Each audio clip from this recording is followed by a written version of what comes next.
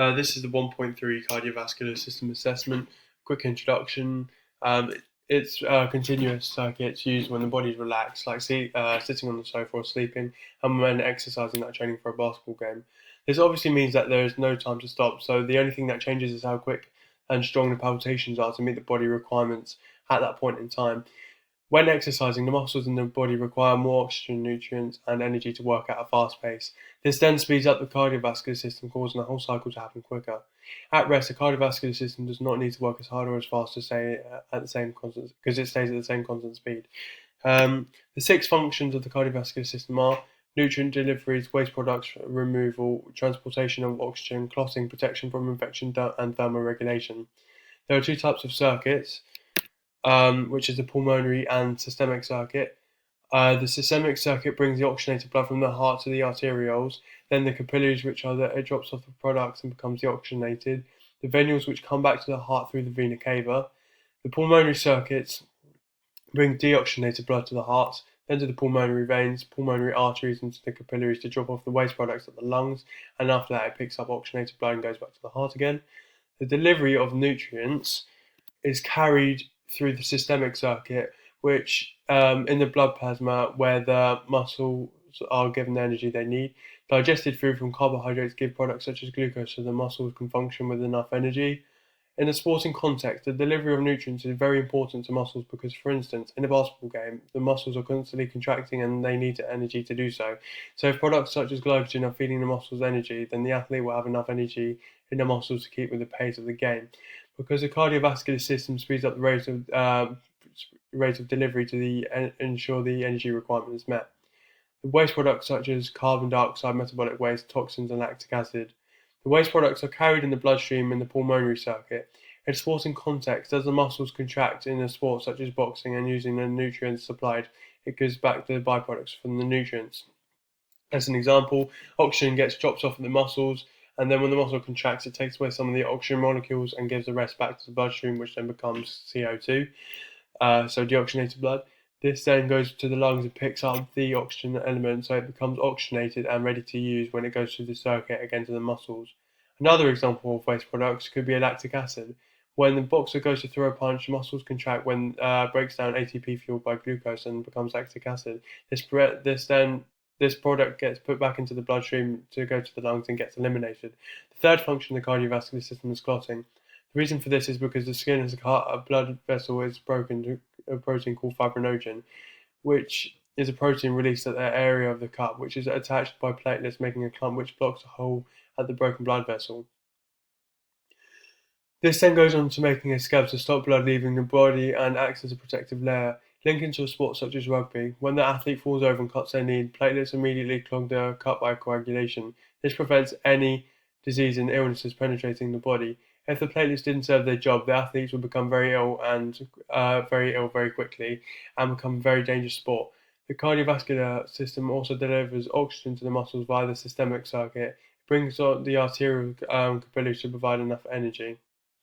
Um, this enables the muscle to contract as it gains more oxygen because that oxygen helps restore ATP and breaks down lactic acid into simple carbohydrates. Oxygen is another thing that travels in the systemic circuit. It has to go through the capillary bed to the muscles. An athlete requires the oxygen to reach the muscles because without the restore of ATP, the muscles wouldn't be able to contract, which wouldn't allow the athlete to move. Furthermore, the breakdown of lactic acid will also allow the muscles to contract because the lactic acid is poison to the muscles, which prevents movement and gives cramps. During a race, when the athlete begins to get lactic acid in the muscles, the oxygen will break down, allowing the muscles to carry on contracting so he can finish the race. The cardiovascular system has a defense mechanism called the immune system. It has white blood cells antibodies as used for protection. White blood cells guard the body in case of any unknown germs. If there is any infection, the cells send chemical indications that travel through the bloodstream, which subsequently release antibodies to the site of infection. With the protection, an athlete wouldn't be able to recover properly, which would affect their performance in competition, as they would have their full energy. Lastly, there is thermoregulation. Vasodilation and vasoconstriction occurs when the body begins to overheat or cool down. This function is controlled by the autonomic system, which initiates functions involuntary, and it's also excitable. Veins open to push blood flow to the surface, which when the body is too hot to allow the cold from the environment to cool the body. Then vasoconstriction is when they tighten to ensure the heat of the blood is not lost in the surroundings. This is important to an athlete as it needs to regulate its body temperature to ensure that it doesn't suffer from things such as hypothermia. In a sporting example, if the body is cold whilst running in a marathon, the body will go into a shock preventing movement and won't be able to complete the race and become severely ill. Next is the heart anatomy. The heart plays a critical role as a dual pump in the health and supporting performance due to pressure from exercise, as it has to withstand surges of blood and deal with functions of the cardiovascular system. There's three distinct layers. The first is endocardium, which is inside of the heart. Then there's the myocardium, which is the thickest layer of the heart. Then under a microscope, the cardiac muscle shows branched fibers and the intercalated discs. The third is the epicardium that covers the outside of the heart. Also, you can see the pericardium, which is the membrane lining, and the pericardial cavity, which surrounds the heart. In the diagram, the two chambers are the atrium, which is structurally thinner than the myocardium, and their function is to receive blood from the body and transport the blood downwards into the ventricles. The bottom two chambers in the image are the ventricles and are structurally thicker than the myocardium, and their function is to receive blood from an atria to push blood upwards to the body via the aorta and to the lungs via the pulmonary artery. The cardiac cycle is where the heart pumps oxygenated blood and deoxygenated blood through the heart to reach the lungs and to reach the muscles in the body, respectively. There are two phases called systole and diastole, where diastole is blood fills into the next part of the cycle without contraction, meaning therefore systole is contracting to push the last blood to the parts. Then systole and diastole can happen in the atrium and ventricles. In the conduction system, there is in the wall of the right atrium, there's a sinoatrial node. Then there is the atrioventricular node, which is a junction between the atria and ventricles. The SA node generates between 80 to 100 action potentials per minute, and the AV node generates between 40 to 60 action potentials per minute. The sinoatrial node contains a pacemaker and is connected to the AV node by internodal pathways, which is where the impulse is sent from. The AV node receives impulses from the SA node for systole. Then there's intraventricular septum, which holds a bundle of his, bundle branches, and Purkinje fibers. The bundle of his and bundle branches where the impulse is sent after the AV node. Then the impulse is sent to the bundle of his up the bundle branches of the Purkinje fibers. The Purkinje fibers distributes the impulse to the ventricles and into the ventricular contraction begins after the atrial contraction. Each systolic phase takes 0.3 seconds and each diastolic phase takes 0.8 seconds, adding up to the entire cycle, which is 0.8 seconds long, which is one heartbeat. Atrial diastole begins with the atrium fills up with blood and passes on the blood pressure, which opens the bicuspid valves for the oxygenated blood and the tricuspid valve for the deoxygenated blood. When they're open, the blood can pass 70% of the blood into the ventricles, which are passive filling. The atrium then contracts to push the 30% into the ventricles, which are known as the contraction phase, and atrial systole in the active filling.